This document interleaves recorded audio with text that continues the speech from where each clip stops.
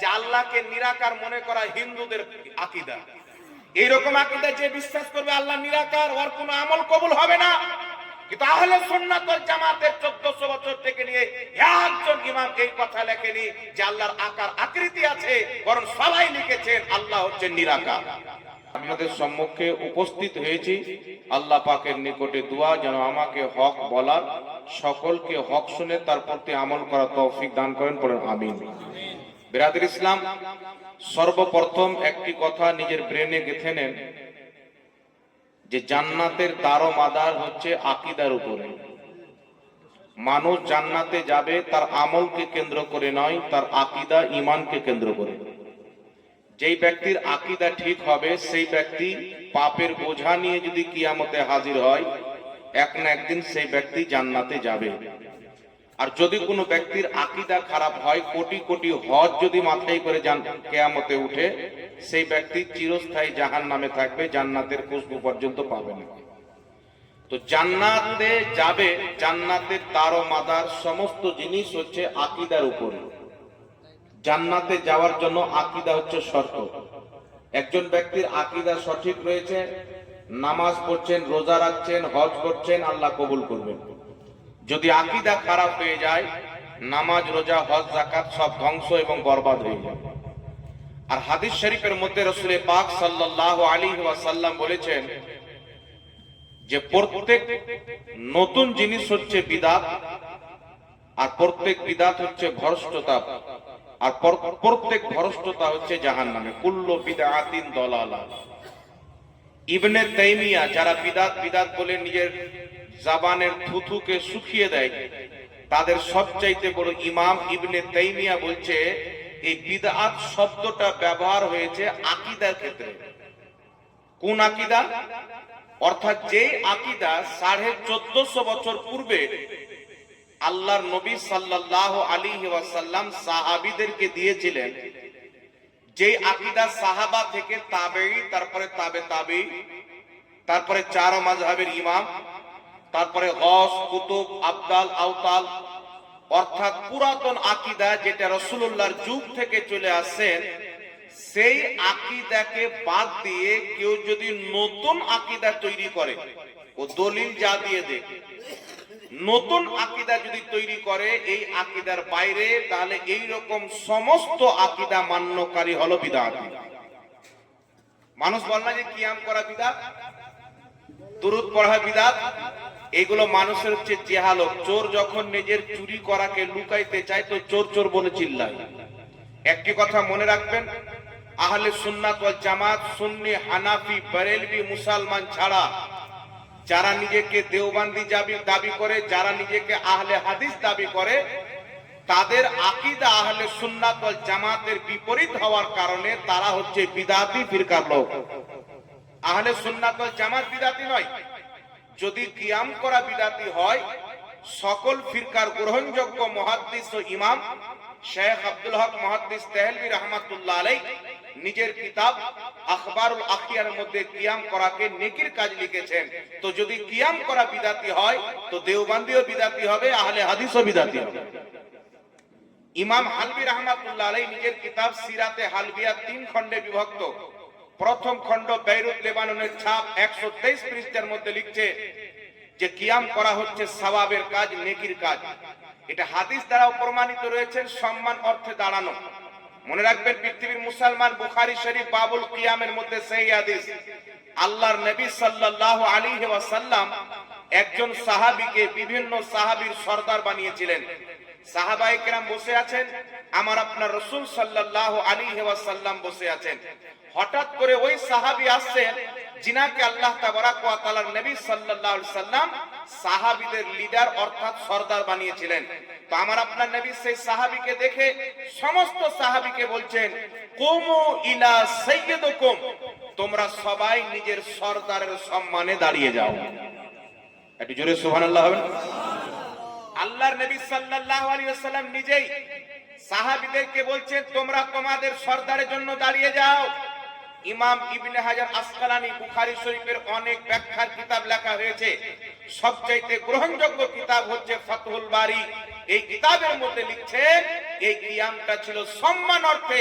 তো নবী পাক সাল্লাল্লাহু আলাইহি সাল্লাম নিজেই সরদারের জন্য সাহাবীদেরকে সম্মানে দাঁড়াইতে বলেছেন। বাকি থাকলো আল্লাহর নবী সাল্লাল্লাহু আলাইহি সাল্লাম বলেছেন, কি বলেছেন? যে কোন ব্যক্তি যদি চায় যে লোক আমার জন্য দাঁড়াক, তাহলে সে নিজের ঠিকানা জাহান্নাম বানিয়ে নেবে। এটা ঠিক। এই কিয়াম হচ্ছে আলাদা, আর পরে সম্মানে দাঁড়ানো হচ্ছে আলাদা। এখন আমি এখানে আসলাম, কেউ যদি আমার জন্য না দাঁড়াতেন, আমি যদি বললাম হ্যাঁ আমি একজন এত বড় লোক চলে আসলাম, আমার জন্য দাঁড়ালেন না, তাহলে এটা আমার অহংকার হতো, অহংকারী জাহান্নামে যাবে। আর আপনার বিবেক, আমার বিবেক আছে, একজন আলী মানুষ আসলেন বা একজন কোন বুজুর্গ ব্যক্তি আসলেন, আমার বাপ আসলেন, আমি সেই ব্যক্তির সম্মানে দাঁড়িয়ে গেলাম, তাহলে এটা নাজায়েজ বা হারাম হবে না, এটা সাহাবায়ে কিরামের সুন্নাতে আমল হবে। জোরে বলুন সুবহানাল্লাহ। ইমামে আবু দাউদ রাহমাতুল্লাহ আলাইহি সুনানে আবু দাউদের মধ্যে সহিহ সনদে হাদিস এনেছেন। সাহাবায়ে কিরাম বর্ণনা করছেন, বাবু মা জাআ ফিল কিয়ামের চ্যাপ্টারে হাদিস। রাসূল পাক সাল্লাল্লাহু আলাইহি সাল্লামের সাহাবী বলছেন, হযরতে ফাতেমাতুজ জাহরা রাদিয়াল্লাহু তাআলা আনহা যখন নবী মুস্তাফার দরবারে আসতেন, আল্লাহর নবী হযরতে ফাতেমাকে দেখে দাঁড়িয়ে যেতেন। আর হযরতে রাসূল পাক যখন হযরতে ফাতেমার বাড়িতে যেতেন, আমার আপনার নবীকে দেখে হযরতে ফাতেমা দাঁড়িয়ে যেতেন।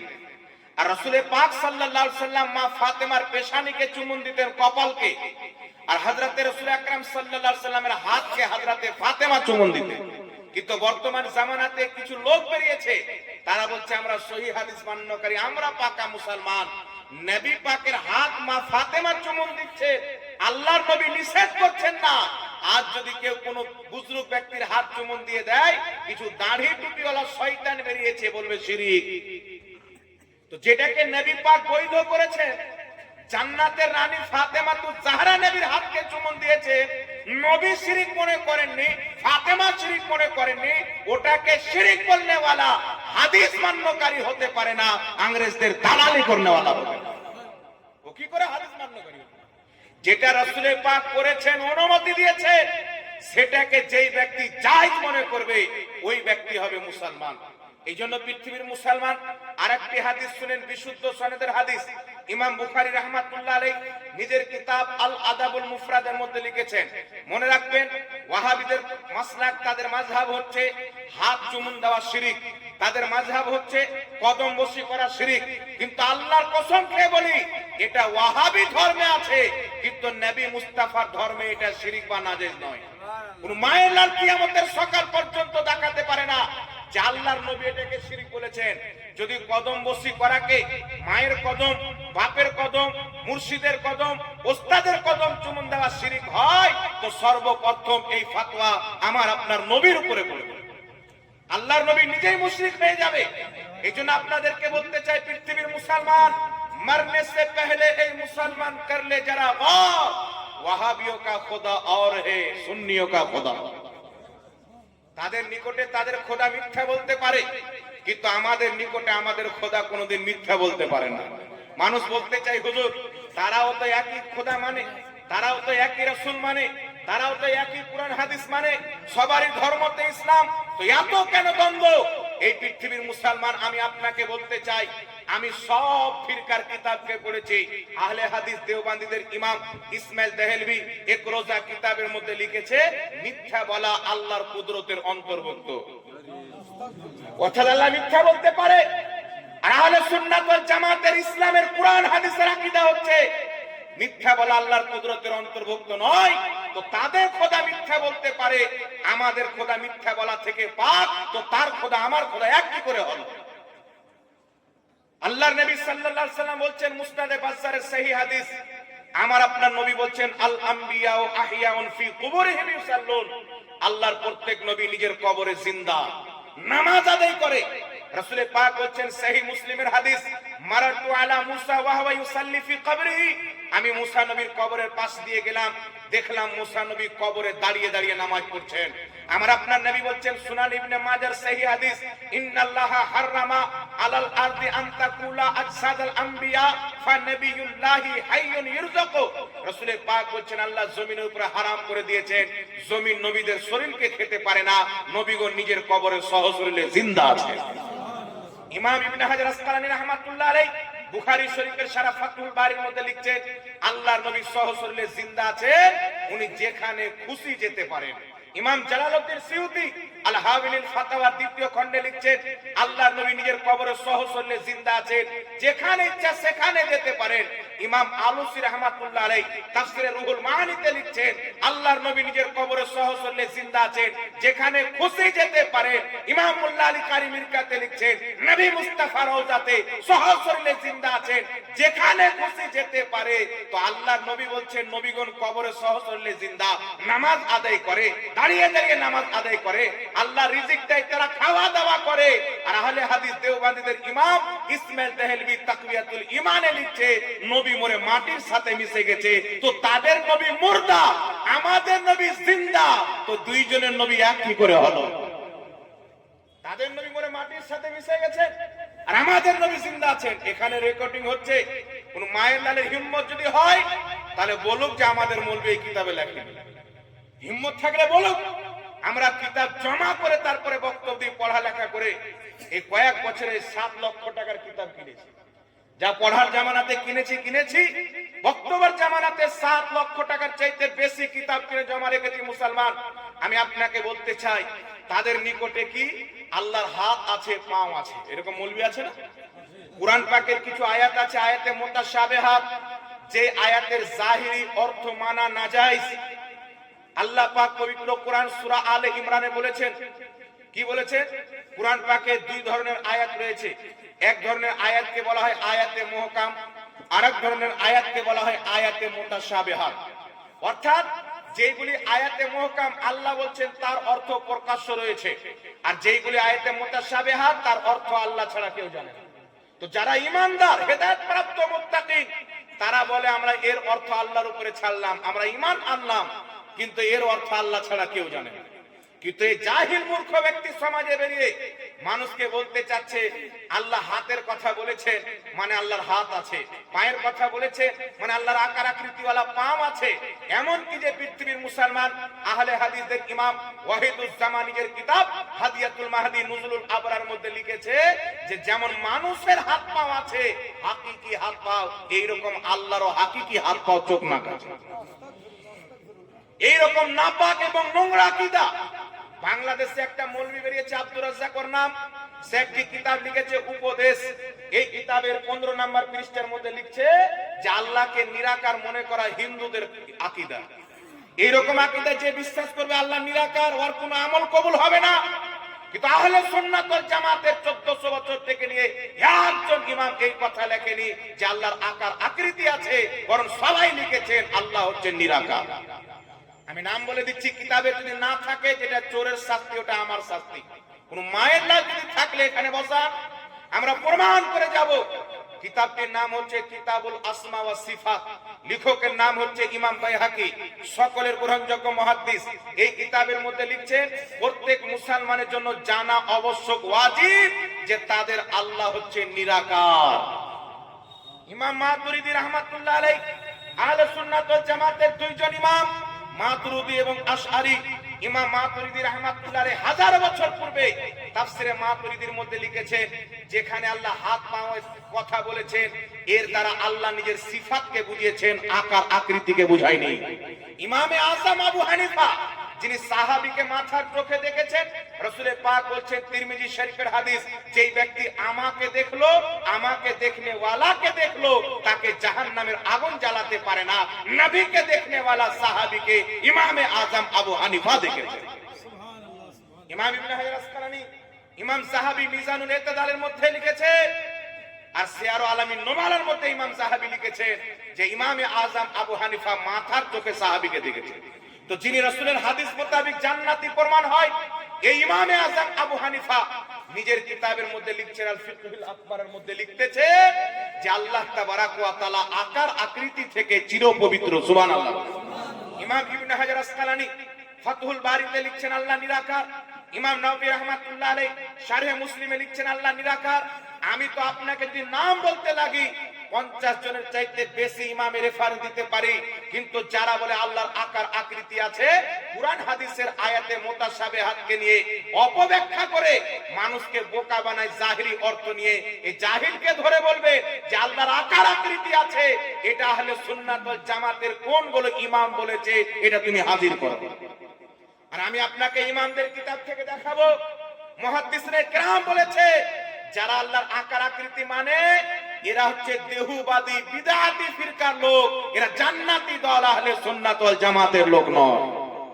সবচাইতে নাপাক এবং নিকৃষ্ট বিদআত হচ্ছে যে আল্লাহ পাকের আকার আকৃতি মানা, আল্লাহ পাকের দেহ মানা, এটা হচ্ছে বিদআতীদের আকীদা।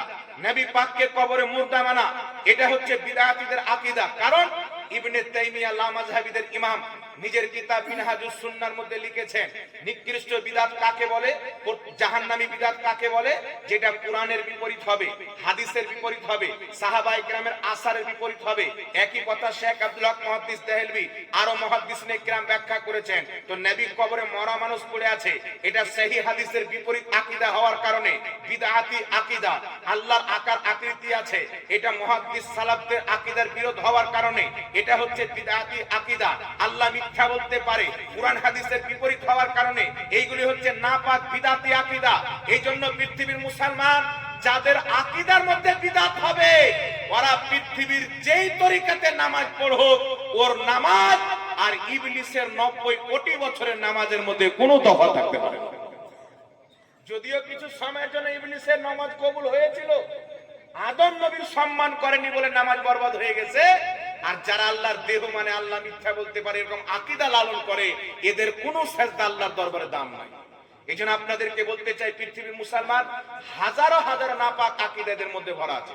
ইসমাইল দেহলভী আহলে হাদিসের ইমাম সানাউল্লাহ আমৃতসরি ফাতাওয়া সানাইয়ার মধ্যে যে ইসমাইল দেহলভীকে মুজাদ্দিদ লিখেছে, মুজাদ্দিদকে রাসূল পাক বলছেন প্রত্যেক 100 বছর পর আল্লাহ পাক একজন করে মুজাদ্দিদ পাঠায়, যে মুজাদ্দিদ ইসলামের মিটে যাওয়া জিনিসগুলিকে, সুন্নাতগুলিকে পুনরায় জিন্দা করে। যেমন একটা গাছ যখন শুকাতে আরম্ভ করে, পানি দিয়ে আবার তাকে জিন্দা করা হয়, মুজাদ্দিদের কাজ হচ্ছে ইসলামকে আরো সুন্দর করে গড়িয়ে তোলা। তো ইসমাইল দেহলভীকে মুজাদ্দিদ মানে, এ বেটা নিজের কিতাব তাকওয়াতুল ঈমানের মধ্যে লিখছে, সংস্কার যাকে বলা হয়, তাকওয়াতুল ঈমানের মধ্যে লিখতেছে আমরা সবাই আদম সন্তান, নবীরাও আদম সন্তান, আমরাও আদম সন্তান। নবীদেরকে আল্লাহ বেশি সম্মান দিয়েছেন, তাই তারা আমাদের বড় ভাই হলো, আমাদেরকে কম সম্মান দিয়েছেন তো আমরা ছোট ভাই হলাম। সুতরাং নবীর সম্মান বড় ভাইয়ের মতো করতে হবে। আল্লাহ নবী সাল্লাল্লাহু আলাইহি সাল্লাম কি বলছেন, সহিহ বুখারীর প্রথম খণ্ড কিতাবুল ঈমানের হাদিস, রাসূল পাক বলছেন লা ইউমিনু আহাদুকুম হাত্তা আকুনা আহাব্বা ইলাইহি মিন ওয়ালিদিহি ওয়া ওয়ালাদিহি ওয়ান নাস আজমাইন। অতক্ষণ পর্যন্ত কোন ব্যক্তি ঈমানদার হতে পারে না যতক্ষণ পর্যন্ত নিজের বাপ মা ছেলে মেয়ে, এক কথা আল্লাহর পর সবার চাইতে বেশি যে নবীকে না মহব্বত করবে, ঈমানদার হবে। আরে মোল্লা লিখছে কি নবীর সম্মান বড় ভাইয়ের মতো করতে হবে। আর এ হচ্ছে এই লোকদের মুজাদ্দিদ। আর এদের তৈরি করা ওয়াহাবী মতবাদে আমল করে কিছু লোক মনে করে আমরা জান্নাতে যাব। আল্লাহ বলছেন তারা নিজেকে জান্নাতি মনে করে, রাসূল পাক বলছেন কিন্তু তারা ইসলাম থেকে এমন ভাবে বেরিয়ে গেছে যেমন তীর কামান থেকে বেরিয়ে যায়, তীর কামান থেকে বেরিয়ে যায়। এই জন্য পৃথিবীর মুসলমান আপনাদেরকে বলতে চাই, ওয়াহাবী মতবাদ আলাদা, ইসলাম হচ্ছে আলাদা। কিতাবটির নাম হচ্ছে সুনান ইবনে মাজাহ, কিতাবটির নাম হচ্ছে আবু দাউদ, সহিহ সনদে হাদিস। একটু আমার দিকে তাকান বাবা। আল্লাহর নবী সাল্লাল্লাহু আলাইহি সাল্লামের নিকটে কিছু সাহাবী আসলেন, আসার পরে বলছেন ইয়া রাসূলুল্লাহ, ইয়া হাবিবাল্লাহ, আমরা অমুক দেশে দেখলাম ওই দেশের বাদশাকে তার প্রজারা সিজদা করে, তো আপনার চাইতে বড় বাদশা কে আছে? আপনি সিজদা করার বেশি যোগ্যতা, আমরা আপনাকে সিজদা করতে চাই। রাসূল পাক বললেন যদি আল্লাহ ছাড়া কাউকে সিজদা করার হুকুম হতো তো সর্বপ্রথম মহিলাদেরকে হুকুম করা হতো তারা নিজের স্বামীকে যেন সিজদা করে, কিন্তু আল্লাহ ছাড়া কাউকে সিজদা করা জায়েজ নাই, হারাম। এইজন্য পৃথিবীর মুসলমান সাহাবায়ে কেরাম নবী পাকের কদম চুমুন দিলেন, নবী পাকের হাতকে চুমুন দিয়েছেন, মা ফাতেমা হাতকে চুমুন দিয়েছেন। একবারে সহিহ স্পষ্ট কাঁচের মতন টেনটেনা সহিহ হাদিস দ্বারা প্রমাণিত। আর ওয়াহাবী মৌলভী বলছে হাত চুমুন দেওয়া শিরক, কদম বসি করা শিরক। তাহলে এই লামাযহাবী ওয়াহাবী আমাদের উপরে নয়, মুহাম্মদ রাসূলুল্লাহকে পর্যন্ত মুশরিক লিখে রেখেছে। এদের নিকটে নবীও মুসলমান নয়, তো এদের ইসলাম নবীর ইসলাম কি করে হতে পারে? এদের ইসলাম নিঃসন্দেহে কোন ইহুদি খ্রিস্টান থেকে এসেছে, নচেত যারা নবী পাকের ইসলাম মানবে, যেটাকে নবী বৈধ মনে করেছে ওটাকে বৈধ মনে করবে মুসলমান। কথা বুঝতে পারছেন? এই জন্য এমন কোন মাইলান পৃথিবীতে জন্ম হয়নি যে সম্মানিত ব্যক্তির বড়দের হাত চুমুন দেওয়া, কদম বসি করাকে নাজেজ বলবে। আল্লাহ নবী আলাইহিস সালাম বলেছেন, তিরমিজির হাদিস, যেই ব্যক্তি বাপের কদমকে চুমুন দিল সেই ব্যক্তি জান্নাতের চৌখাটকে চুমুন দিল। আর এদের নিকটে কি কেউ যদি হাত চুমুন দেয় তো শিরিক হবে। কেন? মানে মাথা নত হয়ে গেল। এটা নবী পাক জানতেন না, এই বেটা নবীর চাইতে বেশি বুঝে নিল। কেউ কদম বসি করলে কেন শিরক হবে? মাথা নত হয়ে গেল। এটা আল্লাহর নবী জানতেন না, আল্লাহর নবীর চাইতে নিজেকে জ্ঞানী বেশি মনে করে। আর ফের ডায়লগ কি? আমরা সহি হাদিস মাননেওয়ালা। তুমি যতই সহি হাদিস মানো, তোমার ইসলাম নবীর ইসলাম নয়। যদি সত্যিকারে কেউ রাসূলের ইসলামকে মেনে থাকে, আল্লাহর ইজ্জতের কসম খেয়ে বলি, তারা হচ্ছে সুন্নি জামাত। এই জন্য আজমিরের খাজা মঈনুদ্দিন চিশতি সুন্নি জামাতে এসেছেন, বাগদাদের গাউসে আজমও সুন্নি জামাতে। সারা পৃথিবীতে এমন কোন ওলি, এমন কোন গাউস, এমন কোন আবদাল, এমন কোন নিয়ামত প্রাপ্ত বান্দা নাই যে ওয়াহাবি মতবাদে এসেছে। ওয়াহাবি মতবাদে কে এসেছে? আশরাফ আলী থানভীর মতন কাফির এসেছে, কাসিম নানাতয়ের মতন বেঈমান এসেছে, খলিল আহমদ আম্বেঠির মতন মারদুদ এসেছে, ইসমাইল দেহলির মতন গুস্তাখে রাসূল জন্ম নিয়েছে। আর সুন্নি জামাতে খাজা মঈনুদ্দিন চিশতির মতো আওলাদে রাসূল জন্ম নিয়েছে, নিজামউদ্দিন আউলিয়ার মতন ওলি জন্ম নিয়েছে। এটা আমাদের ভাগ্য। পৃথিবীতে যত ওলি আল্লাহ আছে সবাই আমাদের জামাতে আছে। জান্নাতি হওয়ার এর চাইতে বড় দলিল কি হবে বাপ? কথা বলতে হবে। এর চাইতে বড় দলিল কি হবে? যখন আপনি নিজেকে খাজা মঈনুদ্দিন চিশতির ভক্ত বলবেন, বলবে পীর মানা হারাম। আর আপনি বিমল দাসের বেটা মুচির ভক্ত হয়ে যান, তো আপনি পাক্কা মুসলমান। বুঝতে পারছেন? আপনি নিজেকে গৌসে আজম বড় পীর আব্দুল কাদের জিলানীর ভক্ত বলেন, তো আপনি মুশরিক। আর যদি আপনি বলেন আমি ডক্টর জাকির নায়েক সাহেবের ভক্ত, আপনি পাক্কা মুসলমান। আপনি যদি বলেন আমি ওলি আউলিয়াকে মহব্বত করি, তো আপনি বিদাতি। আর আপনি যদি বলেন বর্তমানে যে নাপাক ওয়াহাবি মৌলবি বেরিয়েছে, জন্মশুদ্ধ আছে কিনা গ্যারান্টি নাই, এদের ভক্ত, তো আপনি পাক্কা মুসলমান। মানে নবী ওলি সবকে বাদ দিয়ে এদের পা চাটেন, তো আপনি পাক্কা মুসলমান। আর আহলে সুন্নাত ওয়াল জামাতে নবী মুস্তাফার গোলামি করেন, তো আপনি পাক্কা মুসলমান। জাহাঙ্গীরকে মেনে কোনো লাভ নাই। মানেন তো রাসূলের পাককে মানেন, আল্লাহ ওয়ালাদেরকে মানেন। কারণ যারা ওলিদের সঙ্গে দুশ্মনী করেছে, বুখারী শরীফের হাদিস কোন বাপের বেটা জয়ী বলতে পারবে না। সহিহ বুখারীর হাদিস, রাসূলের পাক বলছেন, আল্লাহ ইরশাদ করেছেন, মান আদালি ওয়ালিয়ান ফাকাদ আযানতুহু বিল হারব। যেই ব্যক্তি আমার ওলির সঙ্গে দুশ্মনী করলো, আমি তার সঙ্গে যুদ্ধের এলান করে দিলাম। আর এখন বলতে খাজাকে আমরা মানি না, অমুক ওলিকে আমরা মানি না। দেখবেন কিছু মৌলবি বেরিয়েছে, আহলে হাদিস নিজেকে নাম দেয়।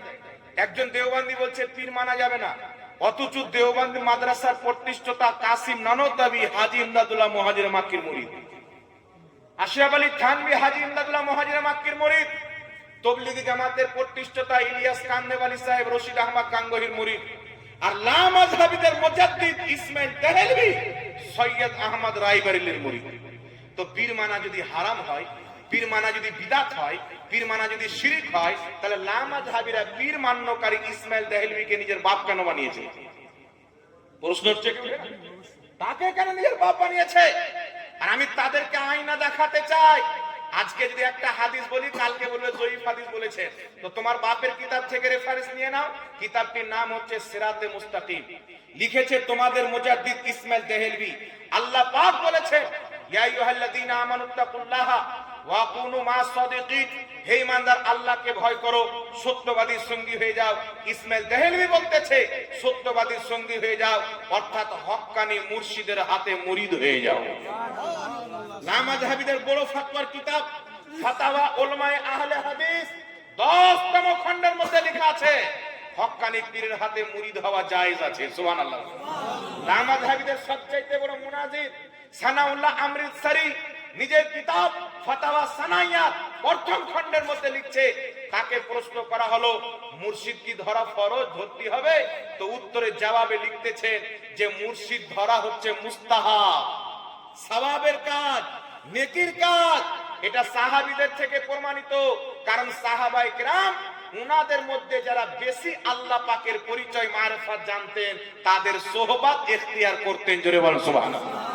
তো তাদের বড় বড়রা যেটাকে জায়েজ লিখে রেখেছে, আজকে তারা সেটাকে হারাম বলে।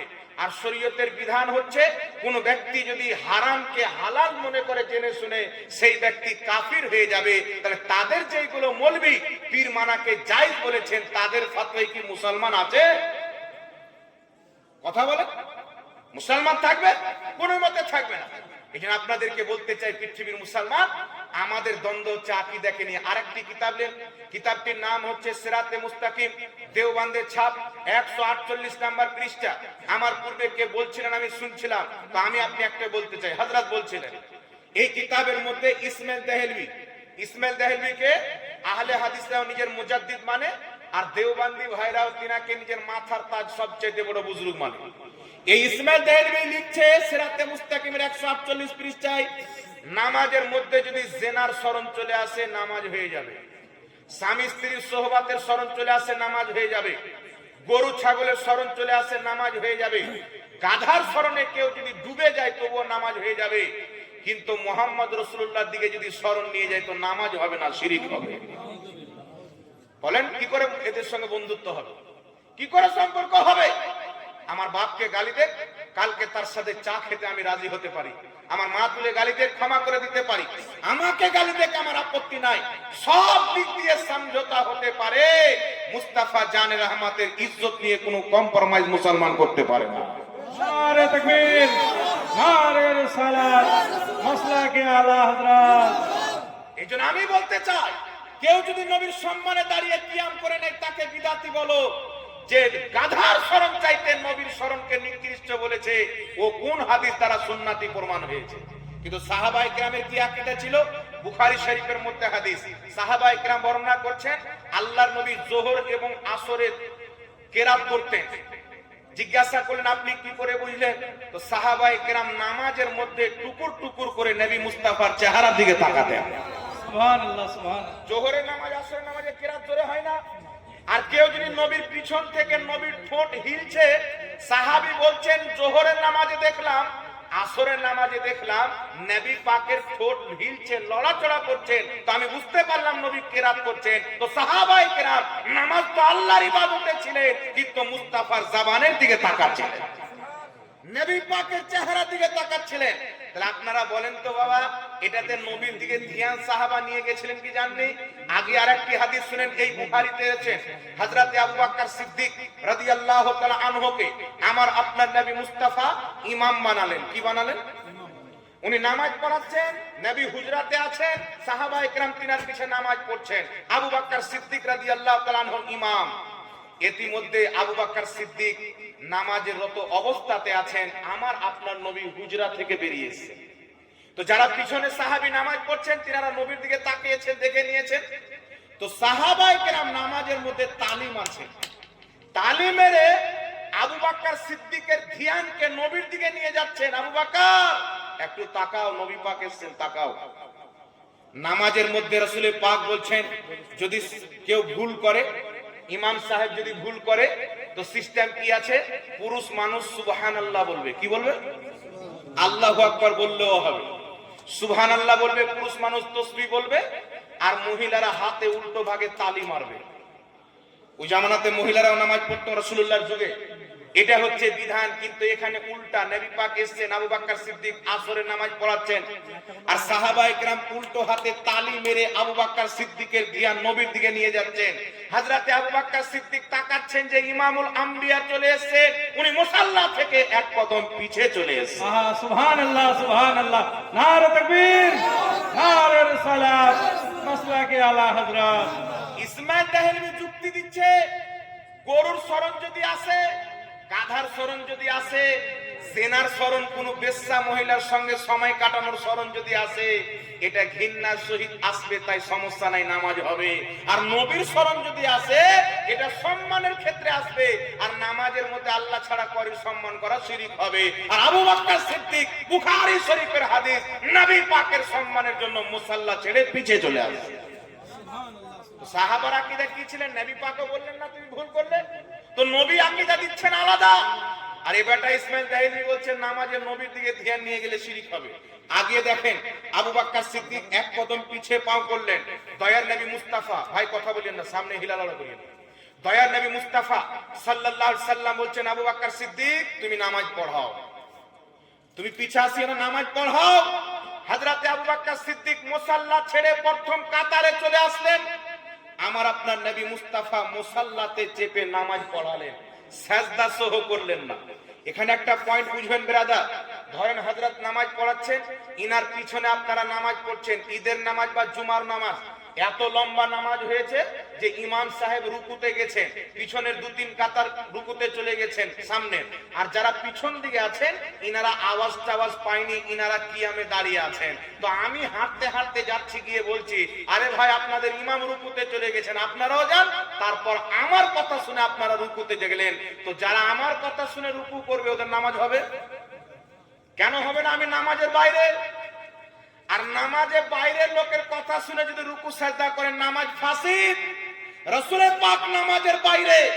নবী বলছেন আবু বকর সিদ্দিক মুসাল্লাতে থাকো, নবীর কথা শুনছে, উনি মুসাল্লা থেকে পিছে চলে আসছে নবীর তাজিম করার জন্য, উনার নামাজে ক্ষতি হচ্ছে না। ইমাম বদরুদ্দিন আইনি রাহমাতুল্লাহ আলাইহি বুখারী শরীফের ব্যাখ্যা করতে গিয়ে উমদাতুল কারীতে লিখছেন এই হাদিস দ্বারা বোঝা যাচ্ছে যদি কোনো ব্যক্তি নামাজের মধ্যে নবী মুস্তাফার তাজিম করে তো নামাজে কোনো সমস্যা আসবে না। সুবহানাল্লাহ, সুবহানাল্লাহ। আরেকটি হাদিস আপনাকে শোনাচ্ছি, ইমান তাজা করেন, মিশকাতুল মাসাবির হাদিস। একজন সাহাবী নামাজে আছেন, নবী পাক ডাক দিলেন, সাহাবী উত্তর দিলেন না, নামাজ শেষ করে আসলেন। রাসূল পাক বললেন দেরি কেন, তোমাকে তো আমি ডাক দিয়েছিলাম। হুজুর নামাজের অবস্থায় ছিলাম। আল্লাহর নবী বলছেন তুমি কি শুনোনি? আল্লাহ কুরআন পাকে বলেছে যখন আল্লাহ রাসূল ডাক দিবে তুমি আগে হাজির হও। নবী বলছে তুমি নামাজ ছেড়ে আমার কাছে আসতে। এই হাদিসের ব্যাখ্যা করতে গিয়ে আল্লামা সানাউল্লাহ পানিপাতি তাফসিরে মাযহারিতে লিখছেন, ইমাম বদরুদ্দিন আইনি উমদাতুল কারীতে লিখছেন, আরো একাধিক মুহাদ্দিস লিখছেন, এখান থেকে প্রমাণিত হয় যদি কেউ নামাজ পড়ে রাসূলের পাক ডাক দেয়, জোহরের নামাজ পড়ছেন 2 রাকাত হয়েছে, 2 রাকাত বাকি আছে, রাসূলের পাক হুকুম করেছে, ডাক দিয়েছেন, নামাজ ছেড়ে আসতে হবে, নামাজ ছেড়ে আসতে হবে।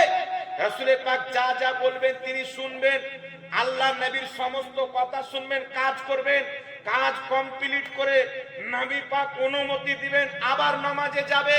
তো কোথায় থেকে দাঁড়াবে? মুহাদ্দিসে কিরাম বলছেন যেখান থেকে ছেড়েছিল সেখান থেকে দাঁড়িয়ে নামাজ আদায় করবে, সাজদা সহ করার দরকার পড়বে। কারণ যতক্ষণ পর্যন্ত নবী পাকের কাজ করতেছিলেন ততক্ষণ পর্যন্ত আল্লাহর ইবাদতেই ব্যস্ত ছিলেন। আল্লাহ কোরআনে বলছেন মাইয়ুতির রাসূলা ফাকাত আতা আল্লাহ, যেই ব্যক্তি রাসূলের ইতাআত করলো সে তো আল্লাহরই ইতাআত করলো, যে নবীর কথা শুনলো সে তো আল্লাহরই কথা শুনলো। কিন্তু ওই জাহিলকে কে বুঝাবে যারা নবী পাককে ভাই বানাতে চায়, যারা রাসূলকে সাধারণ ব্যক্তি বানাতে চায়, যে আমাদের মতন একটু মানুষ ছিলেন, আরে কিয়ামতের ময়দানে দেখবে সবাই নফসি নফসি করবে, মুহাম্মদ রাসূলুল্লাহ একটা সাজদাতে নিজের পাপী উম্মতকে সঙ্গে করে খোদার জান্নাতে নিয়ে যাবে। নারে তাকবীর, নারে রিসালাত, উলামায়ে আহলে সুন্নাত, নারে তাকবীর। রাসূল পাক সাল্লাল্লাহু আলাইহি সাল্লামের পবিত্র শান আজ পর্যন্ত কোন ওয়াহাবি বয়ান করতে পারেনি যেভাবে সুন্নি জামাতের আলিম বয়ান করে। এটা তৌফিকের ব্যাপার। আল্লাহ কুরআন পাকে কোথায় বলছেন ইয়াসিন, কোথায় বলছেন তাহা, কোথায় বলছেন সিরাজাম মুনির, কোথায় বলছেন বাশিরুন নাযির, কোথায় বলছেন রাহমাতুল লিল আলামিন। এত প্রশংসা থাকতে ও বেটা খুঁজছে কুলিন্না মানা বাশারু মিসলু। গোটা কুরআন প্রশংসাতে ভরা আছে। আর এই হারামখোরের দল কি পাঠ করবে? আমি তোমাদের মতন মানুষ, আমি তোমাদের মতন মানুষ। এটা একটা পাগলা কুত্তা তো বলবে না যে নবী আমাদের মতন মানুষ, বলবে? আপনাদের এলাকাতে কোন সন্তান বলুক তো আমি আমার বাপের মতনই মানুষ, বলবে? বাপের মতন মানুষ কে বলবে না নবীর মতন মানুষ? ব্যাখ্যা করতে হবে, শুধু কোরআন পড়লে হবে না। আল্লাহ বলেছেন এই কোরআন পড়ে অনেক লোক পথভ্রষ্ট হবে, অনেক লোক হেদায়েত পাবে। তো আমি যেইগুলো হাদিস বললাম, কোরআন হাদিস তো বলছেন নবীর তাজিমে মুসাল্লা ছেড়ে দিচ্ছেন, নামাজে কোনো ক্ষতি হয় না। আসসালামু আলাইকা আইয়ুহান নবী বলছেন, নামাজে ক্ষতি হয় না। নবীর প্রতি দুরূদ পড়ছেন, নামাজে ক্ষতি হয় না। হুজ্জাতুল ইসলাম ইমাম গজালী রাহমাতুল্লাহ আলাইহি বলছে, যখন তুমি নামাজে আসসালামু আলাইকা আইয়ুহান নবী বলবে, আগে নবীর ধ্যান নিজের অন্তরে বসাও, তারপর নবীকে সালাম দাও। আর এই গাঁজাখোর বলছে নবীর দিকে স্মরণ গেলে নামাজ হবে না, বাতিল।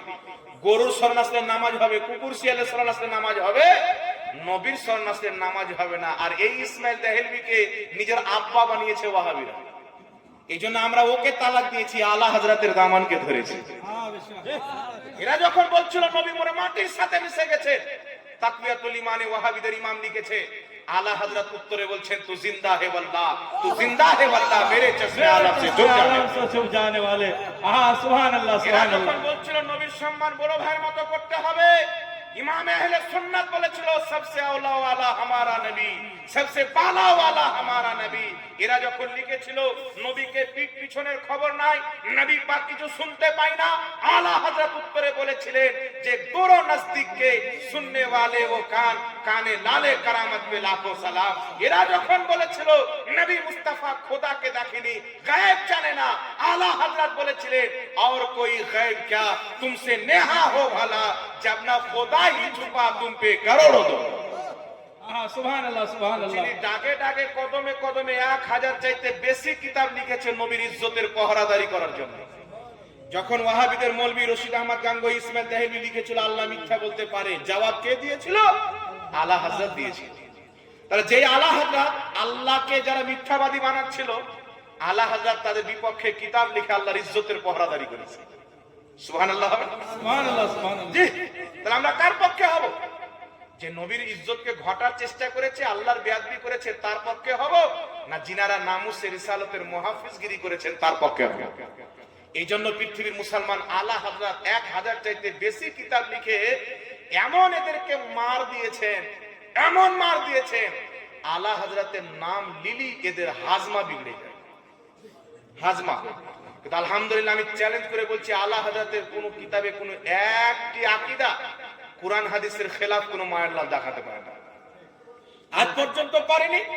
মুনাজেরা ইউটিউবে ভরে আছে, লিখবেন এটারসি মুনাজেরা, যারা হিন্দি ভাষা বুঝে। আহলে হাদিস মুনাজেরা করেছে পাকিস্তানের মাটিতে 4-5 জায়গাতে, সব জায়গাতে জুতা খেয়ে বলা আছে, এক জায়গাতে জিততে পারেনি। হক সবসময় সার্কুলার থাকে। এখন এরা ইউটিউব পেয়েছে যে অনলাইনে চলে এসো, অনলাইনে পারবে না, তখন ভুলভাল হাওয়ালা দিয়ে দিবে, বুখারীর রাবীকে জাল বলে দিবে, দে বেড়া খারাপ করে দিবে। কারণ ফেস টু ফেস বসলে তার চুরি করার অপশন থাকে না, এর অনলাইনে আসলে চুরি করবে। এই এতদিন 1450 বছর থেকে গোটা দুনিয়া 20 রাকাত তারাবি পড়ে চলে গেল, আর কিছু জারুর সন্তান 8 রাকাত তারাবি নিয়ে এসেছে। আমার কথা লাগতে পারে আপনাকে? কেউ যদি 8 রাকাত তারাবি পড়ে আমার দেখা নেই, না পড়ুক, আমার কি করার আছে? আমি ওদেরকে হারামজাদা বলছি যারা বলছে 20 রাকাত তারাবি পড়া হারাম, এরা হলো হারামজাদা। যারা বলছে 20 রাকাত তারাবি পড়া বিদআত, 20 রাকাত তারাবির কোনো সহিহ হাদিস নাই, সব ঠিক হতে পারে, এদের দুনিয়াতে আসাটা ঠিক নাই। কথা বুঝতে পারছেন বাবা? সবাই জাহান্নামে চলে গেল 20 রাকাত তারাবি পড়ে, বড় বড় ইমাম, বড় বড় মুহাদ্দিস, সাহাবী, তাবি, গস, কুতুব, আবদাল। আর এ বেটা তারাবির নামাজ নিয়েছে 8 রাকাত মার্কেটে, বলছে আমাদের সহিহ হাদিস, তোদের নিকটে 1 রাকাত তারাবির সহিহ হাদিস আছে, ওটা পড়।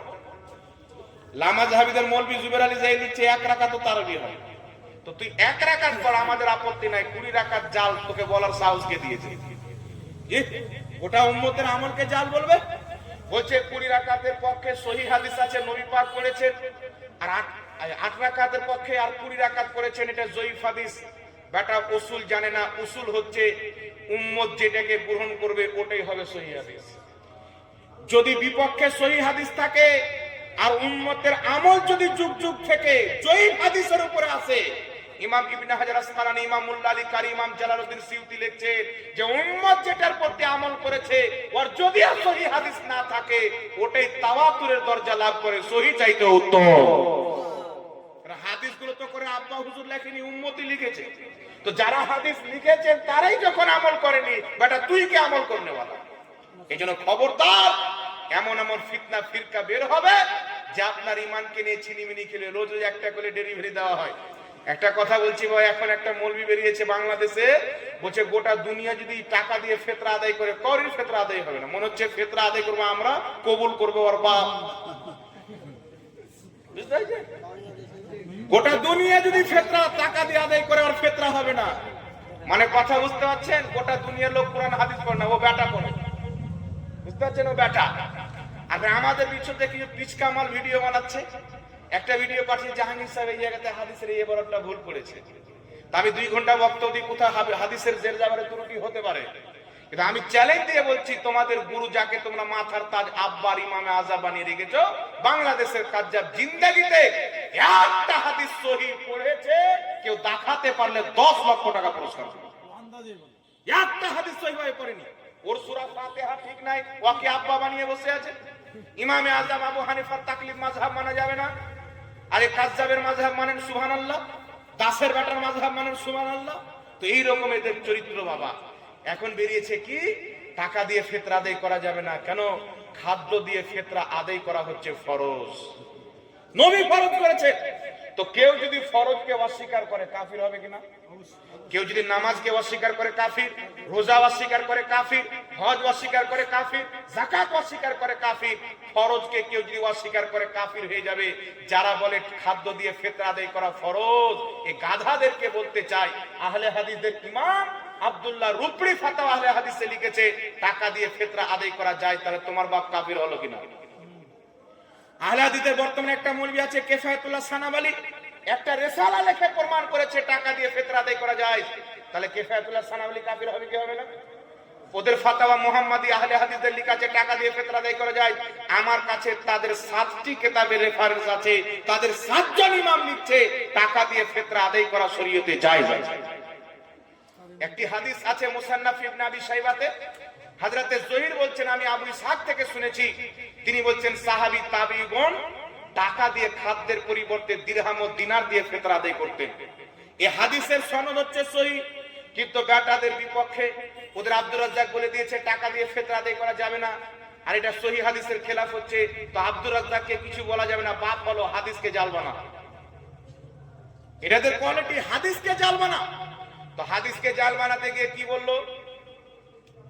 সহিহ হাদিস শুনছেন কার কাছ থেকে? আবু ইসহাক থেকে। কথাটা ভালো করে শুনবেন। আচ্ছা হাদিসটা একটু আমি বের করলি, আমার মোবাইলে হয়তো হাদিসটা আছে। জি আছে, এখানে হাদিস আছেন আবু ইসহাক। হাদিস শুনছেন কার কাছ থেকে? তিনি হাদিস শুনছেন, জহির হাদিস শুনছেন আবু ইসহাক থেকে। উনি হাদিস শুনছেন, শোনার পরে বলছেন যে সাহাবা তাবিগণ খাদ্যের পরিবর্তে টাকা দিয়ে ফিতরা আদায় করতেন। মুসান্নাফে ইবনে আবি শাইবার মধ্যে হাদিসটি লিপিবদ্ধ। কোন কিতাব বললাম বাবা? মুসান্নাফে ইবনে আবি শাইবা। আন জহির ক্বালা সামিতু আবা ইসহাক, জহির বলছেন আমি আবু ইসহাকের কাছ থেকে শুনলাম। আর ইমাম ইবনে আবি হাতিম বলছেন আর জারহ ওয়া তাদিল কিতাবে লেখা আছে যে ইমাম আবু ইসহাকের শেষ বয়সে উনার স্মৃতি শক্তি দুর্বল হয়ে গেছিল, খালতমালত হয়ে গেছিল। আর উনার বিগাড় হওয়ার পর জহির তিনার কাছ থেকে শুনেছেন, এর কারণে হাদিসটা জহির। তো একটা হাদিস বলে দাজ্জাল কানার মতন ফতোয়া দেওয়া ওয়াহাবিদের শিক্ষা। ইমাম যাহাবী রাহমাতুল্লাহ আলাইহি সিয়ার আলামিন নুবালাতে লিখছেন, যদিও আবু ইসহাকের স্মৃতি শক্তি দুর্বল হয়েছিল, কিন্তু হাদিস বর্ণনার ক্ষেত্রে তিনার কোনো ত্রুটি ভুল হয়নি। আর জোরে বলতে হবে সুবহানাল্লাহ।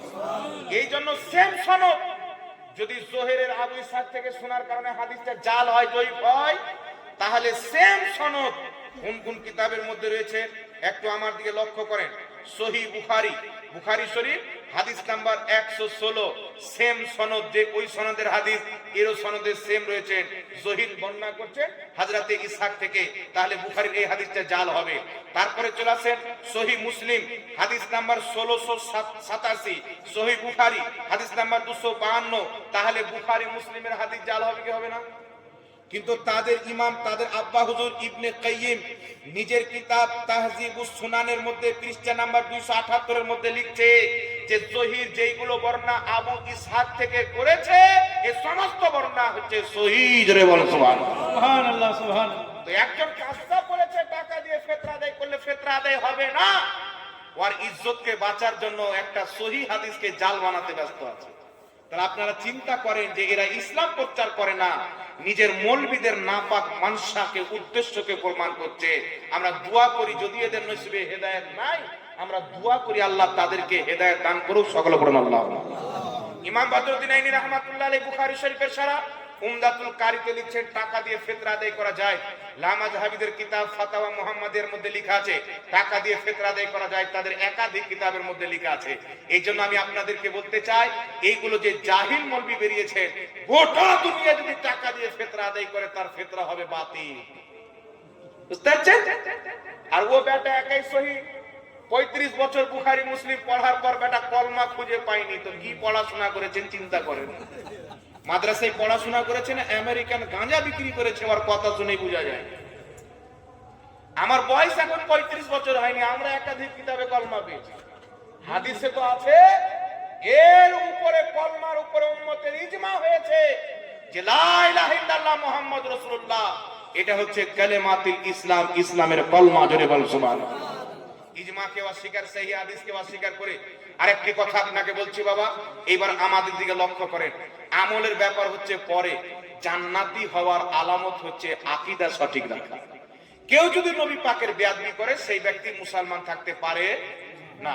একজন মুনাফিক বলেছিল মুহাম্মদ কি গায়েব জানে, তো আল্লাহ আয়াত নাযিল করেছিলেন লা তা'তাযিরু কাদ কাফারতুম বাদা ঈমানিকুম, বাহানা করিও না তুমি ঈমান আনার পরে কাফির হয়ে গেছো আমার নবীর বেয়াদবি করার কারণে। তো নবীর বেয়াদব কাফের, এটা কোরআন দ্বারা প্রমাণিত। আগে আপনাকে বলতে চাই একটু লক্ষ্য করে শুনেন, এই পৃথিবীর মুসলমান ইমাম কাজী আয়াজ রাহমাতুল্লাহ আলাইহি আশ-শিফা কিতাবের মধ্যে লিখতেছে যদি কোনো ব্যক্তি নবী মুস্তাফার চুল মুবারককে চুলুয়া বলে কাফির হয়ে যায়, নবী পাকের জুতো মুবারককে বেয়াদবি নিয়তে জুতুয়া বলে কাফির, তো আল্লাহর নবীর জুতা মুবারককে যদি বেয়াদবি নিয়তে জুতুয়া বলে কাফির হয়ে যায়, নবীর জুতোর যদি এত মর্যাদা হয় তো নবী পাকের জাতের কত মর্যাদা হবে। যারা গরু ছাগলের শরণ চাইতে নবীর শরণকে নিকৃষ্ট বলেছে, জিনার শরণ চাইতে নিকৃষ্ট বলেছে, আল্লাহর ইজ্জতের কসম খেয়ে বলি বিদাতি হওয়ার দিকে যদি এক পাল্লাতে আবু জেহেলকে তালা চাপান আর এক পাল্লাতে এদেরকে চাপান, আবু জেহেলের চাইতে বড় বিদাতি এরা। আর আমাদেরকে বলছে নবী দিবস পালন করছে বিদাত। তো আমি 450 জন ইমামের কিতাব থেকে দেখাবো নবী দিবস পালন করা যায়, ওদেরকে বিদাতি বলো। ইমাম জালালউদ্দিন সিউতি বলছেন মিলাদুন নবী পালন করা যায়, ইমাম আব্দুল হক মুহাদ্দিস দেহলভী বলছেন মিলাদুন নবী পালন করা যায়, শাহ ওয়ালিউল্লাহ মুহাদ্দিস দেহলভী বলছেন মিলাদুন নবী পালন করা যায়। আর শাহ ওয়ালিউল্লাহ মুহাদ্দিস দেহলভী কে আপনারা জানেন? এই আমার দিকে শুনেন, কথাটি ভালো করে শুনেন। সানাউল্লাহ অমৃতসরি আহলে হাদিসের বড় মুনাজির ফাতাওয়া সানাইয়ার মধ্যে লিখছে শাহ ওয়ালিউল্লাহ মুহাদ্দিস দেহলভী থেকে দুটা শাখ বেরিয়েছে, একটা হয়েছে দেওবন্দি, একটা হয়েছে আহলে হাদিস। একজন মাযহাব মানে আর একজন মাযহাব মানে না, দুইজনের আকীদা হলো সেম। আকীদার দিক দিয়ে কোনো ফুরুই মাসলাতে একটু ইখতিলাফ আছে, আকীদাতে কোনো ইখতিলাফ নাই। আকীদার দিক দিয়ে দেওবন্দি ওয়াহাবি আপন মায়ের পেটের জামা ভাই, তাদের কিতাবে এটা লেখা আছে। কথা বুঝতে পারছেন? কোথায় থেকে বেরিয়েছে? শাহ ওয়ালিউল্লাহ মুহাদ্দিস দেহলভী থেকে। মানে শাহ ওয়ালিউল্লাহ মুহাদ্দিস দেহলভী এদের মূল, এদের জড়। শাহ ওয়ালিউল্লাহ মুহাদ্দিস দেহলভী নিজের কিতাব মা সাবাত আবি সুন্নাহর মধ্যে লিখতেছেন কি যে আমার বাপ প্রত্যেক বছর নবী দিবস পালন করত। এক বছরে বাড়িতে কোনো সামান টামান নাই, টাকা পয়সা নাই, কি করে পালন করবে? কিছু ছোলা ভিজা ছিল, ওই ছোলাই ফাতিহা পড়ে বন্টন করে নবী দিবস পালন করেছেন। রাত্রিতে আমার বাপ শুয়ে আছেন, স্বপ্নে রাসূলের পাক এসে যে চানা বন্টন করে আল্লাহর নবী সাল্লাল্লাহু আলাইহি ওয়াসাল্লামের মিলাদ পালন করেছেন, ওই চানা নবী মুস্তাফা নিজের হাতে নিয়ে আছেন। বলছেন এই আব্দুল এই ওলিউল্লাহ মুহাদ্দিস দেহলভীর বাপ, তুমি আমার মিলাদ পালন করেছো, আমি মুস্তাফা খুশি হয়ে তোমাকে দিদার দিতে এসেছি। সুবহানাল্লাহ সুবহানাল্লাহ। কোন ওয়াহাবি বলতে পারবে না যে শাহ ওয়ালিউল্লাহ মুহাদ্দিস দেহলভী মিথ্যা বলেছেন, কারণ ওরাও নিজের হুজুর মানে। কথা বলতে হচ্ছে তো যদি মিলাদুন নবী পালন করা বিদাত হয় তো এদের জড়ই তো বিদাত হবে। আর জড় যদি কচুর গাছ লাগান তো উপরে আঙুর ধরবে। আরে ভাই যদি আপনি কচুর গাছ লাগান তো বড় হওয়ার পর আম দিবে না কচু দিবে? তাহলে কারা বিদাতি হবে আপনি চিন্তা করেন।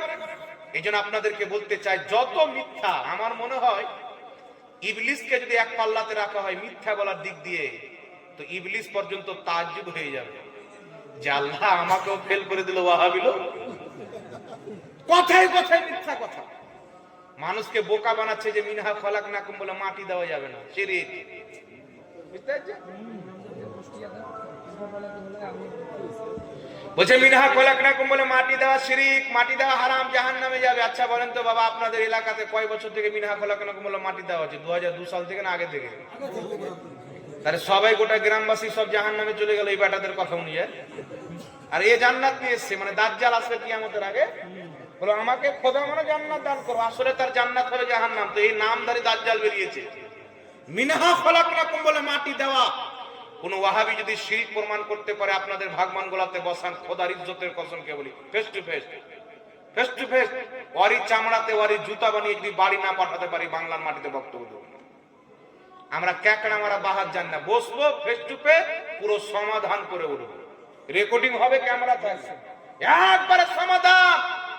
জায়েজ না যাই তো দূরের কথা, কোন ওয়াহাবি এতটুকু মায়ের দুধ পান করে নিজেকে মুসলমান প্রমাণ করে দেবে। যা নোংরা আকীদা কিতাবে লিখেছে, মুসলমান প্রমাণ করতে পারবে না। তাহলে আপনার ই তো দূরের কথা। আচ্ছা বলেন বাবা, আমার আপনার নবী সাল্লাল্লাহু আলাইহি সাল্লাম বসে আছেন, মা আয়েশা সিদ্দিকা রাদিয়াল্লাহু তাআলা আনহা বলছেন, হুজুর আসমানে যত তারকা আছে এর সমতুল্য কি করেন আমল আছে? নবী পাক বললেন, কেন? আমার উমরের আমল আছে, আমার উমরের আমল আছে। মা আয়েশা চিন্তা করেছিলেন হয়তো আমার বাবার নাম বলবে। রাসূল পাক বলছেন, তোমার বাপের কথা বলছো, উমরের সারা জীবনের আমল, তোমার বাপের একটা আমল চাই। হাদিসটা মনে রাখেন। দেওবন্দ মাদ্রাসার প্রতিষ্ঠাতা কাসিম নানতাবি তাহজুরুন নাস কিতাবে লিখছেন, উম্মতি আমল করে নবীর সমতুল্য হতে পারে, আবার কখনো নবীর চাইতে আগেও বাড়তে পারে। মানে আপনি আমি উম্মত আমল করে নবীর চাইতে আগে বাড়তে পারি, এটা মুসলমানের আকীদা। আর আমাদেরকে শিখাচ্ছেন বিদআত। এগুলো নাপাক বিদআত তো তোমাদের কিতাবে ভরা আছে, যেগুলো বিদআত হওয়াতে 0% সন্দেহ নাই, ওইগুলোকে তোমরা হজম করে নিচ্ছ।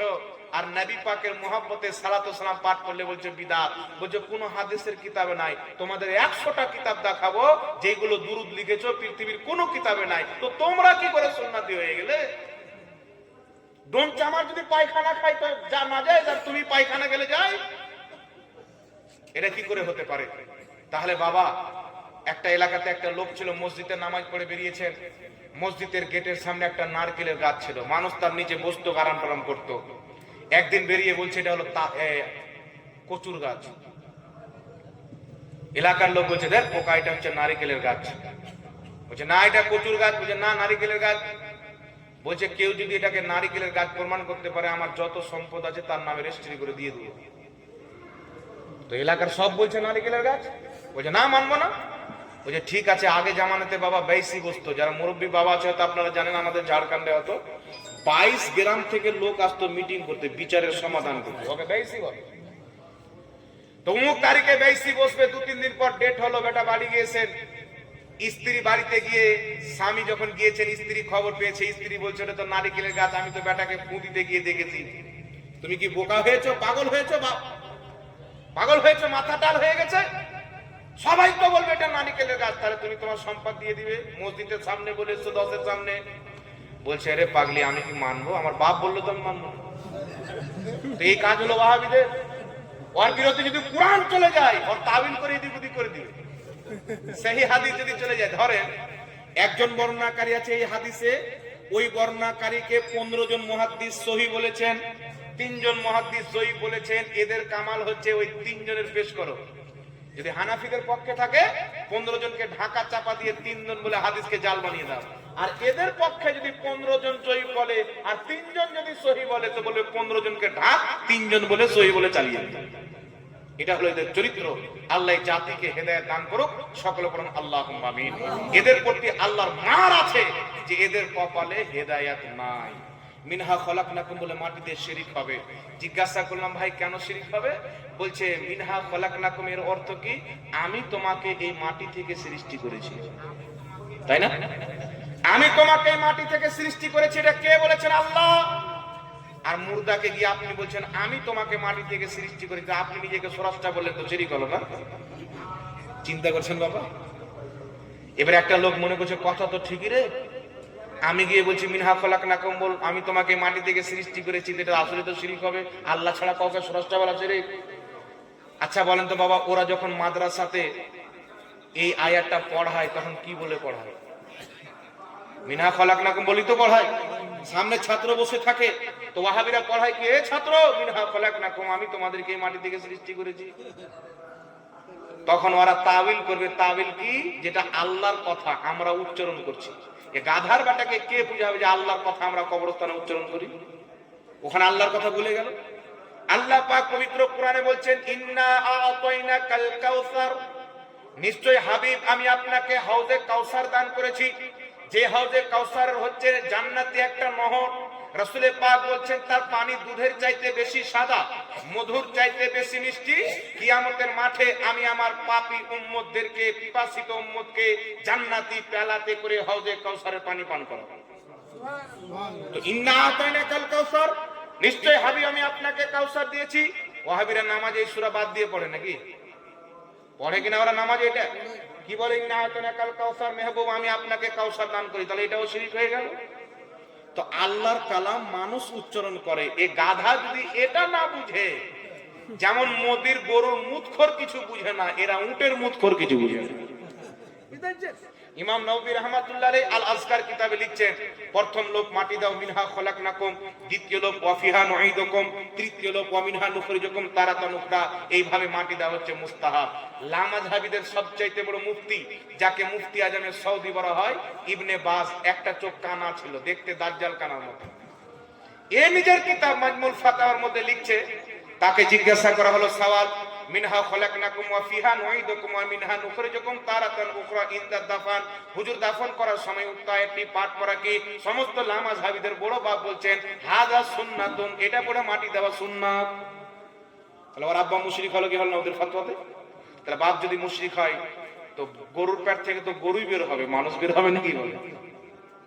তো যেই দিকে যাবে বাবা, কি বলবো, মানুষকে বিভ্রান্তি করা ছাড়া এদের কোনো কাজ নাই। মানুষ রোজা ইফতারের সময় দোয়া পাঠ করছেন কি, আল্লাহুম্মা সুমতু লাকা, বলেন আল্লাহুম্মা লাকা সুমতু ওয়া বিকা আমানতু ওয়া তাওয়াক্কালতু আলা রিজকিকা আফতাতু। কয়েক রকম ভাবে পড়া হয় আর কয়েক রকম ভাবে হাদিসে এসেছে।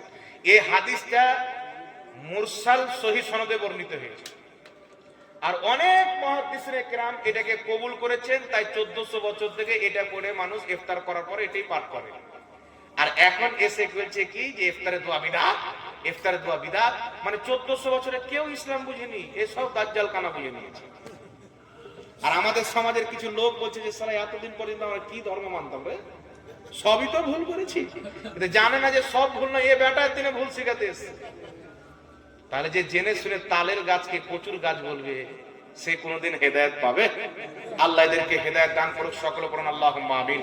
একবার ঝুমঝুমকে দুরূদ শরীফ পড়েন, আল্লাহুম্মা আলা সাইয়্যিদিনা মাওলানা মুহাম্মদ ওয়া আলি সাইয়্যিদিনা মাওলানা মুহাম্মদ সাল্লাল্লাহু তাআলা আলাইহি ওয়াসাল্লাম। আর একটু আপনাদেরকে কষ্ট দেব বাবা, একটু লক্ষ্য করে শুনেন। আরেকটা কথা আপনাদেরকে বলছি, আল্লাহ তাবারাক ওয়া তাআলা পবিত্র কোরআন পাকে বলেছেন, আর রহমানু আলাল আরশে ইস্তাওয়া, রহমান উনি যিনি আরশে ইস্তেওয়া করলেন, যেমন তার শানের যোগ্য।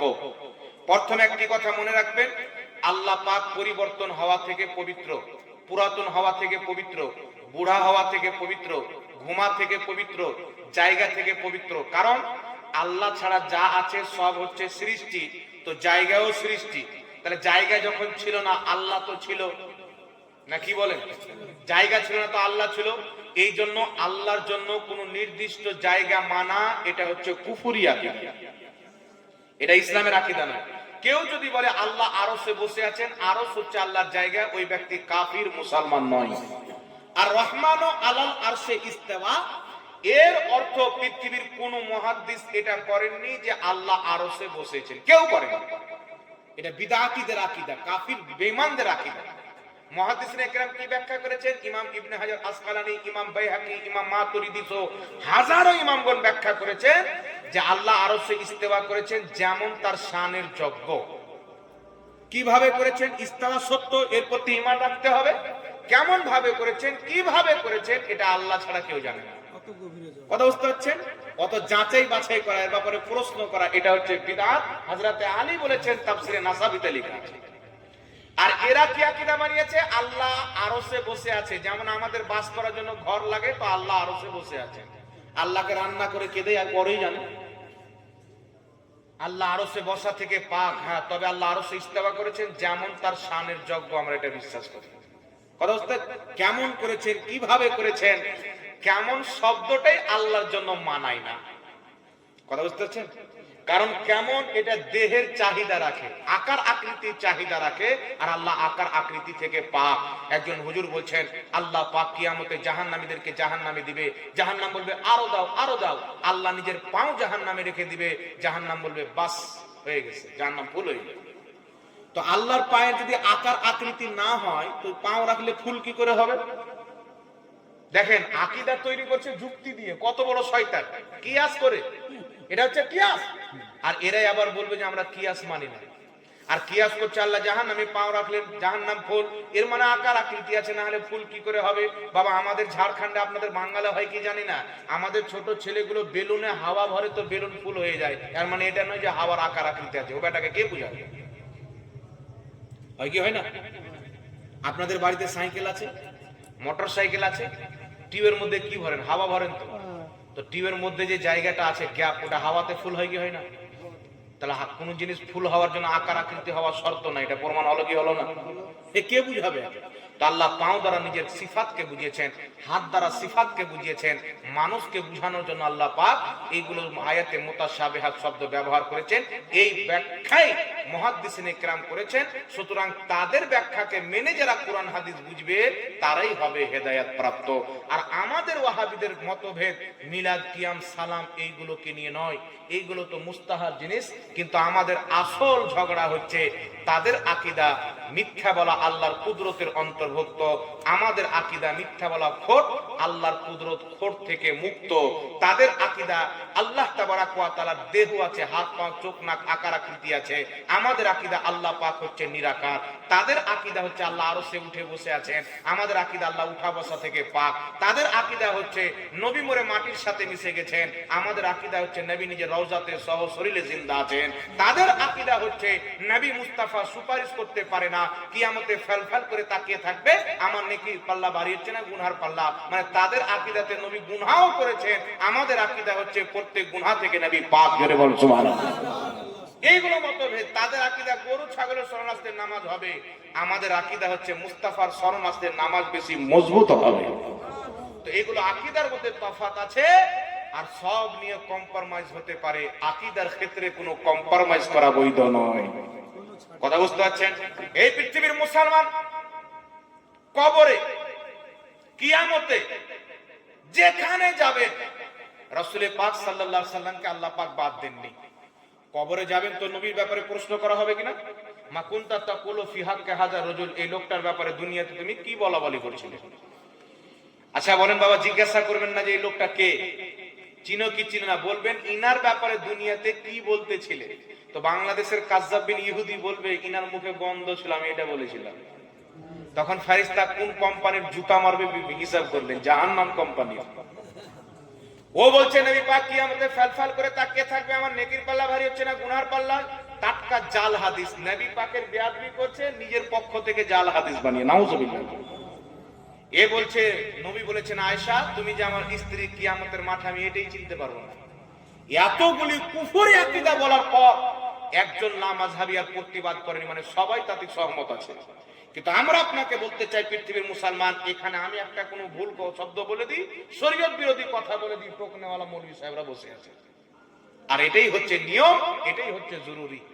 আর এত বড় বড় কথা বলছেন যে নবী নিজেই টেনশনে থাকবে, নেকির পাল্লা ভারী হচ্ছে না গুনার পাল্লা। একটু জিজ্ঞাসা করবেন লামাযহাবীদেরকে যে আমাদের নবী কোথায় গুনাহ করেছিল, ওই হাদিসটা দাও তো। ওর নানি কবর থেকে উঠে আসলো, হাদিসটা দিতে পারবে। জাল হাদিস বানিয়ে বানিয়ে বলে আর বলছে আমরা সহিহ হাদিস মান্যকারী। কিন্তু সহি হাদিস কি বলছেন? একাধিক হাদিস বর্ণিত হয়েছেন, শত শত হাদিস। তার মধ্যে একটি বুখারী শরীফের হাদিস বলতেছি, একটু আপনারা লক্ষ্য করে শুনেন। এই পৃথিবীর মুসলমান বলছেন নবী মুস্তাফা কিয়ামতে উপকার করতে পারে না, নিজেই টেনশনে থাকবেন, নেকির পাল্লা ভারী হচ্ছে না গুনার পাল্লা। একটু লক্ষ্য করে শুনেন বুখারী শরীফের হাদিস।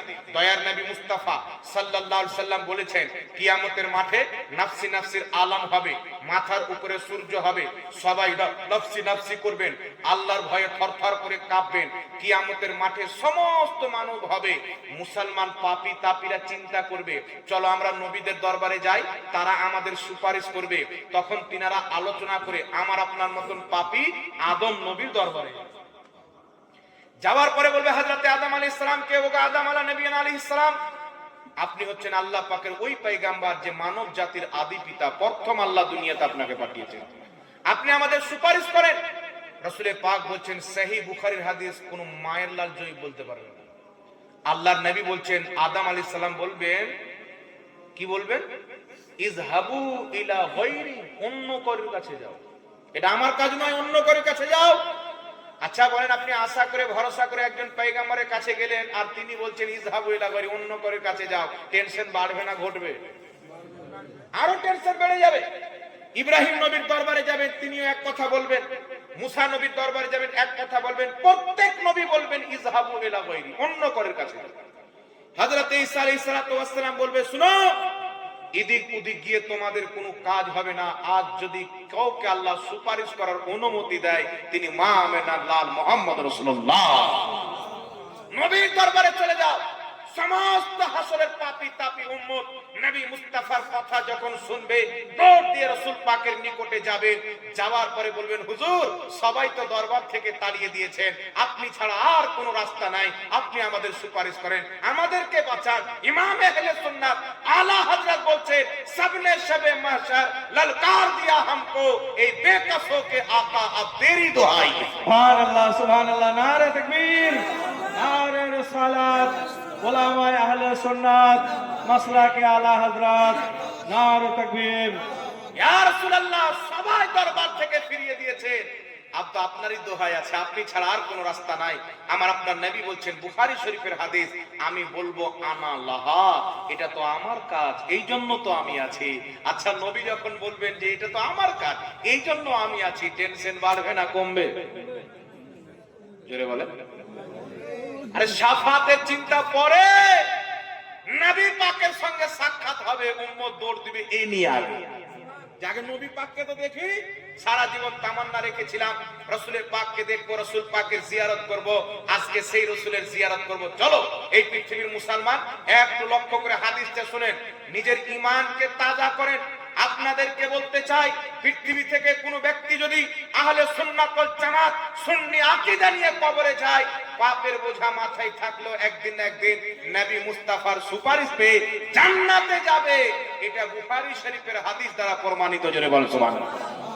আল্লাহ নবী সাল্লাল্লাহু আলাইহি সাল্লাম বলছেন, আমি তখন সাজদাতে যাব, মহান রব্বুল আলামিন আমাকে তখন একটি তাসবিহ শিখাবে, আমি সেই তাসবিহটি পাঠ করব। সেই তাসবিহটি পাঠ করতে করতে আল্লাহ সুবহানাহু ওয়া তাআলা বলবেন, ইয়া মুহাম্মদ ইরফা রাসাকা, ওগো আমার নবী মুস্তাফা, তুমি নিজের মাথা তুলো। ইয়া মুহাম্মদ ইরফা রাসাকা, হে মুহাম্মদ তুমি মাথা তুলো। সাল, তুমি চাও তো তা তোমাকে দেওয়া হবে। মাথা তুলো, তুমি যা চাইবে তোমাকে তাই দেওয়া হবে, যার সুপারিশ চাইবে তাকে বকশে দেওয়া হবে। আরে জোরে সুবহানাল্লাহ হবে না? মাত্র একটা সাজদা নবী পাক করবেন। কারবালাতে একটা সাজদা করে ইমামে হুসেন উম্মতের আকীদাকে বাঁচিয়েছেন ইয়াজিদের হাত থেকে। কিয়ামতে একটা সাজদা করে উম্মতকে নবী বাঁচাবেন জাহান্নামের আগুন থেকে। রাসূলের পাক সাল্লাল্লাহু আলাইহি সাল্লাম মাথা তুলবেন। দুনিয়াতে আল্লাহ পাক ওয়াদা করেছেন, ওয়ালা সাউফা ইউতিকা রাব্বুকা ফাতারদা, হে আমার হাবিব, অচিরে আমি তোমাকে এত দিব, তুমি রাজি হয়ে যাবে। প্রত্যেক নবীকে আল্লাহ পাক একটি করে অপশন দিয়েছেন, সব নবী দুনিয়াতে নিয়েছেন। রাসূল বলছেন, আমি আখিরাতের জন্য রেখেছি। কিসের জন্য রেখেছি? আমি আমার উম্মতকে জান্নাতে নিব, তবেই রাজি হব। সুবহানাল্লাহ সুবহানাল্লাহ। আল্লাহ পাক রাসূলের পাককে রাজি করবেন। সুনানে ইবনে মাজাহ টানাটান সহিহ হাদিস হযরতে জাবির থেকে বর্ণিত হয়েছে, হযরতে আনাস থেকে বর্ণিত হয়েছে। রাসূলের পাক বলেন, শাফাআতি লিআহলিল কাবাইরি মিন উম্মতি, আমি আমার বড় বড় পাপী উম্মতের সুপারিশ করে জান্নাতে নিয়ে যাব। আর যারা বলছে নবীকে সুপারিশকারী মনে করলে ঈমান থাকবে না, আবু জেহেলের মতো মুশরিক হয়ে যাবে, এই নাপাক ওয়াহাবি মতবাদকে তালাক দিতে হবে, জুতোর তলাতে রাখতে হবে। কুরআন ও হাদিসের মতবাদ আহলে সুন্নাত ওয়াল জামাতকে কলিজাতে রাখতে হবে। রাসূল পাকের সুপারিশ চালু হবে, সর্বপ্রথম সুপারিশ করার অনুমতি নবীকে দেওয়া হবে, তারপর অন্যান্য নবীকে, সাহাবীকে, আল্লাহর ওলিদেরকেও সুপারিশ করার অনুমতি দেওয়া হবে। এইগুলো বুখারী সহ একাধিক কিতাবের হাদিস দ্বারা প্রমাণিত আছে। এই জন্য আলা হযরত বলছেন, পেশে হক মুজদা শাফাআত কা সুনাতে যায়েঙ্গে, आप रोते जाएंगे हमको हंसाते जाएंगे। নবী মুস্তাফা শাফাতের মুজদা শোনাবেন, উনি কান্নাকাটি করে আমাদের বকশাবেন, আমরা হাসতে হাসতে খোদার জান্নাতে যাব। সুবহানাল্লাহ সুবহানাল্লাহ, খুব মজার শেখ। তাহলে বলেন তো বাবা, আমরা নবীর শাফাত চাই কি চাই না? কে বলেন? আর 2 ওয়াক্তের নামাজ পড়ে কপালে ঘাটটা পড়ে 40 দিনকার চিল্লাতে গিয়ে মনে করছে আমার চাইতে বড় নামাজি আর দুনিয়াতে জন্ম নেয়নি। নামাজ নিয়ে অহংকার, নামাজ নিয়ে অহংকার। নামাজ তো আমরা বাচপান থেকে পড়ি বাবা, আমরা কোনোদিন নামাজ নিয়ে অহংকার করিনি। পড়তে হবে, আল্লাহ ফরজ করেছেন, কোনো উপায় নেই, পড়তেই হবে। দুটো পাও না থাকলেও পড়তে হবে, চোখ না থাকলেও পড়তে হবে। একে নিয়ে অহংকার করার কি দরকার? নিজেও পড়ি, মানুষকেও পড়তে বলি। তবে একটি কথা মনে রাখবেন, জাহান্নামী হলো 2 প্রকার। আল্লাহ কিয়ামতে 2 শ্রেণীর লোককে জাহান্নামে দিবে। কিছু লোক হবে যারা কাফির মুশরিক হবে, যাদের ঈমান থাকবে না, তাদেরকে জাহান্নামে দিবে। আবার কিছু লোক হবে ঈমানটা তো থাকবে কিন্তু পাপের শেষ থাকবে না, তাকেও জাহান্নামে দিবে। তো 2 শ্রেণীর মধ্যে একটি হচ্ছে খুলুদ ফিন্নার, একটি হচ্ছে দুখুল ফিন্নার। বাংলাতে বললে একটা হচ্ছে চিরস্থায়ী জাহান্নামী, আর একটা হচ্ছে অস্থায়ী জাহান্নামী। অর্থাৎ কিছু জাহান্নামী হবে যারা চিরকাল জাহান্নামে থাকবে, কিছু জাহান্নামী হবে কিছুদিন পর বেরিয়ে আবার জান্নাত যাবে। তো যারা ঈমান দিয়ে কবরে যাবে, আল্লাহ রাসূলের কোনদিন বেয়াদবি করেনি, ওয়াহাবি হয়ে মরেনি, কাদিয়ানি হয়ে মরেনি, দেওবন্দি হয়ে মরেনি, সুন্নি হয়ে মরেছেন সহিহ আকীদা নিয়ে, তারা এক না একদিন নবীর সুপারিশে জান্নাতে যাবে, যেই দিন আল্লাহ পাক চাইবে। আর যারা আকীদা খারাপ করে মরেছে, যে নবী কিছু করতে পারে না, শাফাতকে অস্বীকার করেছে, এরা চিরকাল জাহান্নামে থাকবে, ঘাটা কপালে যত বড় থাক। কথা বুঝতে পারছেন? ওখানে ঘাটটা দেখে লাভ হবে না, অন্তরে ইশকে মুস্তাফা দেখাতে হবে। আল্লাহ আমাদেরকে তৌফিক দান করুক। লাস্ট একটি হাদিস বলে আমি নিজের বক্তব্য শেষ করব। বাবা, যা আলোচনা করা হয়েছে, এই আলোচনাটি যদি আপনারা অন্তরে রাখতে পারেন, সূর্য একদিন পশ্চিম দিকে উদিত হবে, কিন্তু আপনার ঈমান কোনোদিন ধ্বংস হবে না, তাই মনে রাখতে হবে। আর কোন বেটা এসে কিছু ঘুম ভাঙ করে দিল, একটা হুজুর এসে বলছেন এটা অমুক, এটা না যে যেটা হারাম, আপনি চোখ বন্ধ করে বিশ্বাস করে নিলেন। ও হুজুর যদি এতই পানিতে থাকে, তাহলে আমাদের সামনে বসান না একবার, এখানে দেখি কত মায়ের দুধ পান করেছে, কার মায়ের দুধে কতটা পাওয়ার আছে, তেই তো আপনারা বুঝতে পারবেন। না খঞ্জর উঠেগা না তলোয়ার তুমসে, ये बाजो मेरे आजमाए हुए हैं। ওরা তো এভাবে রদ করে না, ওরা একটা হাদিস আপনাদেরকে বলি। হ্যাঁ, বলেন না কেন নাই, চুগলিখোরের মতন কোনাতে নিয়ে গিয়ে এক একটা করে লোক বিরিয়ানি খিলিয়ে নাকি। একটা লাস্ট হাদিস বলে আমি নিজের বক্তব্য শেষ করছি বাবা, একটু লক্ষ্য করে শুনেন। কিতাবটির নাম হচ্ছে মুসনাদ আহমদ, হাদিস নাম্বার 6562। ইমাম তিরমিজিতে হাদিসটি উল্লেখ করে হাদিসটিকে হাসান সহিহ বলেছেন। লামাযহাবী অনেক মৌলবী বলে থাকে যে কে জান্নাতে যাবে আল্লাহ ছাড়া কেউ জানে না, নবীও জানে না। আমাদের সুন্নিদের আকীদা হলো কে জান্নাতে যাবে, কে জাহান্নামে যাবে আল্লাহ ছাড়া কেউ জানে না, আল্লাহর জানাতে নবী জানে। কথা বুঝতে পারছেন? তো এই মুসনাদে আহমদ আর তিরমিজির হাদিসের মধ্যে এসেছে, রাসূল পাক একদিন বের হলেন হুজরা থেকে সাহাবার সামনে, 2 হাতে 2টি খাতা রাখা আছে। রাসূল পাক বলছেন, সাহাবী আমার হাতে কি? সাহাবায়ে কেরাম বলছেন, আল্লাহর নবী ভালো জানেন। রাসূল পাক বলছেন, এক্ষুনি আল্লাহ জিবরিলকে পাঠিয়েছিলেন 2টি খাতা দিয়ে, আমাকে দিয়েছেন একটি খাতাতে কিয়ামত পর্যন্ত আমার যত উম্মত হবে তাদের মধ্যে যত লোক জাহান্নামে যাবে, তাদের নাম, তাদের বাপের নাম, তাদের বংশের পরিচয়, তাদের দাদুর নাম লেখা আছে। আর যারা জান্নাতে যাবে তাদের নাম, তাদের বাপের নাম, দাদার নাম, বংশের পরিচয় লেখা আছে। এই হাদিস দ্বারা স্পষ্ট ভাবে প্রমাণ কে জান্নাতে যাবে, কে জাহান্নামে যাবে, বাপ, দাদা, বংশের পরিচয় পর্যন্ত আল্লাহ নবী মুস্তাফাকে লিস্ট দিয়ে দিয়েছেন। সুবহানাল্লাহ।